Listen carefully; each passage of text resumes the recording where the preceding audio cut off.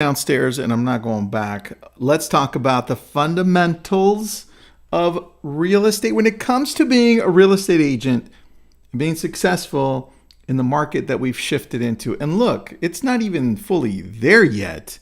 If you're worrying now, wait until September or October get here. And so right now is why I'm going deeper into this. So pay attention because I've got a long list here. I've got my handy dandy notebook right for you. So you're going to be paying attention to this. It's only 6 p.m. Pacific time. It's a little later Eastern. So thank you for joining me. If you're joining me a little bit later, get your pens out, get your calculators. I thought I was doing the data one. Do not get your calculators out.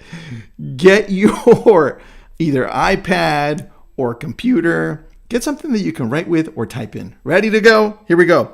Very first thing you need to get a hold of in this shifting new market is time management. And when I talk about time management, I'm looking over to my left here, and I've got the old school journal where I write down what I'm going to do. It's a calendar/journal. You can do that, or you can go on to Google and just get that. Time management, and I wrote this down for us. Time management is probably the most important piece to this because that's going to determine what time you prospect, who you call, who you follow up with, what time you take off. Are you going to work out? Are you going to read? Are you going to learn? Are you going to be with your family? What time happens? What? If you don't have it written down, guess what? It's like everyone says, it does not exist. Time management is the most important one. And then we get into number 2. I've got it right here for you. And you probably already guessed. You probably thought it was number 1. And that's mindset. Look, this is going to get tougher. And so I want you to be prepared for that. I want you to continually be consuming things like this. And I want you to be consuming, I could turn this around, but here's a great book right now. I'm always looking at things to read. And I've got this one. It's like How to Think Like a Roman Emperor, right? These are the things that I'm consuming on a daily basis because I know I'm being hit from the left. I'm being hit from the right with different things.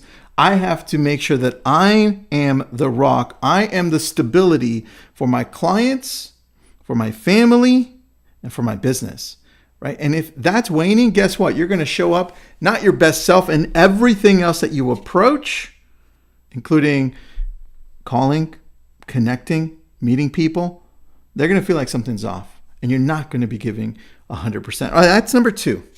You probably already knew that. Number 3. Lead generation prospecting. Earlier today, I spoke with Bill Pipes. And he's like, look, this is a prospecting business. It comes down to lead generating. I don't care how you do it, whether it's social, right? Whether you do a lot of social media and you attract, whether you go out and hunt and you actually pick up the phone and call. It doesn't matter what you do. You've got to pick something and start doing a lot more of that. And lead generation for all of us looks different. If you've got past clients, great. Connect with them, engage with them. And we've gone over this through social media. You can do it by phone, you can do it by text. But if you don't have any, then probably prospecting looks a lot more like how I started, which was door knocking, which was cold calling, picking up, calling expireds. Look at the opportunity you have there. With expireds going up through the roof now because homes aren't selling, a lot of price decreases, saying, hey, I still can't sell my home, I'm out. That's going to just double and triple throughout the rest of the year. So you better be practicing. What does prospecting look like to you? I'm just throwing that question out there. If you ask me now at the stage I'm at with the team and the brokerage and our business, prospecting looks very different to me now than when it did before. Right? Prospecting to me looks like reaching out to my past clients, routinely using the HOP method that I created, reaching out to people that we meet at open houses, PPC, right? Pay-per-click through Google, some Facebook leads, some mailers. That's a lot of money that we spend. But if you're just starting off, you don't have that luxury. So you have to go get that business, or you have to attract that business through social media, right? TikTok, YouTube, Instagram, Facebook, LinkedIn. The thing is, you need to show up and it needs to be on your schedule and you need to have the right attitude about it. Because if you're showing up on TikTok and it's like another TikTok, hey everybody, the market's doing okay. I don't have the data. It's just doing great. I'm skipping that. You've got 1.8 seconds to engage with people. Make sure that it's value. Everything that you're doing, value driven. And you've got to show up your best self, because this is the only thing that you see on me, right? If you don't like me here, you're just scrolling somewhere else. It's the same thing with the consumer. It comes back down to the energy, right? But you've got to prospect. Add that to your calendar. And you thought 1 hour a day is good? You thought 2 hours a day is okay? Try 3, 4 plus. That's a normal market. That's a neutral market. So get ready for that. You've got to earn being in here. You're going to make a career out of this if you do it this way. So you've got your schedule, right? You've got your mindset. You've got prospecting in any way that you want. Just make sure you go deep and spend hours daily on this. Next, I've got right here, effective follow-up. Geez, if you're going to do the work, why not do the work and follow up as well? Right? You've heard this before in so many different ways, right? The money's in the follow-up, and follow-up and nurture. That's where the leads transact 8 months, 12 months, 13 months later.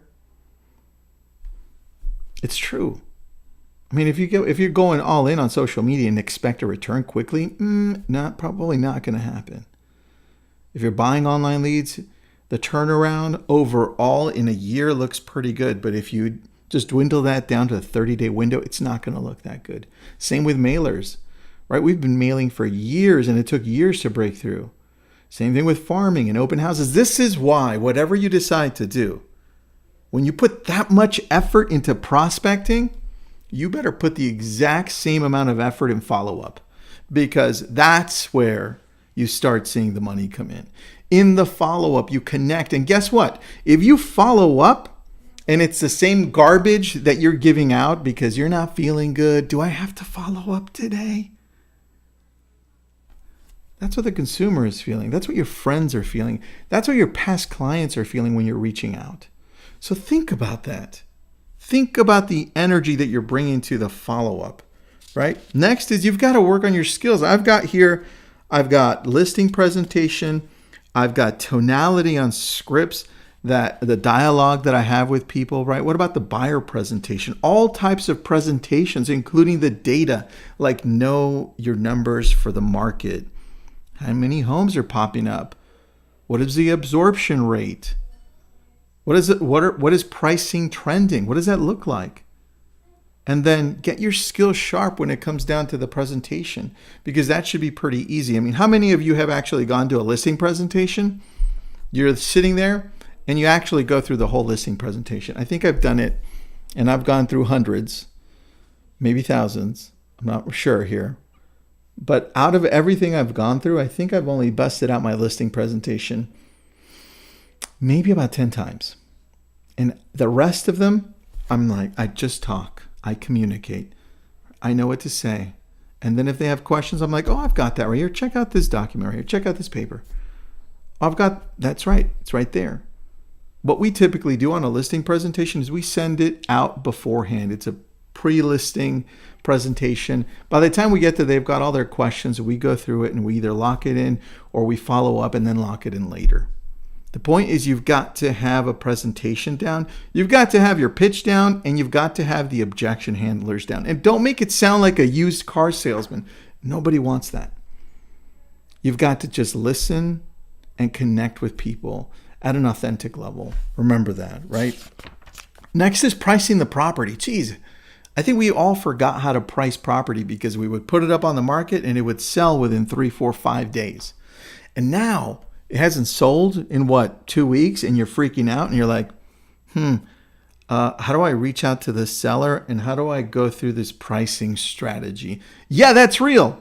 So make sure that you go through a pricing strategy and say, this is what's going to happen next. And if it's not selling, let me bring you the data, not the data that I made up, Mr. and Mrs. Seller, but the data that we're seeing from our local MLS. Here are the national stats. Here are the local stats.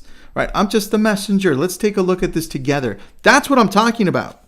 Then the next one here, I've got to have you learn more on the negotiating side.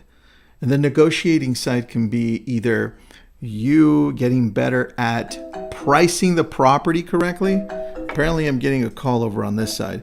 But pricing the property correctly from the very beginning, making sure that you have the right messaging to the people that you're taking the listing on, making sure that you have the right messaging for the buyers you're helping, right? A lot of this stuff we didn't talk for years about, and now it's becoming important, right? So it's important the words that you're using, how you present it, and how you connect with people so they believe you, right? These are the fundamentals. These are the things that can create a career for you if you do these consistently over the next few months. That means, hey, the prospecting that you decide to do, open houses, door knocking, cold calling, expireds, past clients, Sphere, social media, whether it's Instagram, Facebook, YouTube, whatever you want to go on, any of those things need to be inside of your calendar. You need to have solid time management. Like when you wake up, it's not like, oh, I woke up. Let's roll over, take a look at who's on Facebook. Oh, that's funny. Oh, Tristan's funny. Yeah, no. It's got to be very strategic. What are you doing in the morning to get ready? And what are you doing in the evening to get ready for the next day? This is your business. This is your life. Treat it as so. Time management, it needs to include everything that you're going to do, including the time that you're putting for your mind, the time that you're putting for your health. Because everything we're doing here, at the end of the day, doesn't even matter if you're all broken inside, right? Think about that. Remember this. I'll leave you with this. You're not doing enough. And I tell you this all the time. You're just not doing enough. But remember that you are enough. You are enough. You've got it in you. You know what to do. You know where to go find the answers. You've done great before. It's time to get consistent and know that you are enough, but you're just not doing enough. And that's when it starts today, because you've only got a couple of months here. The market's shifting into a more neutral market. It's going to get a little harder. So get ready and start working on these things today. Have an awesome day, everybody.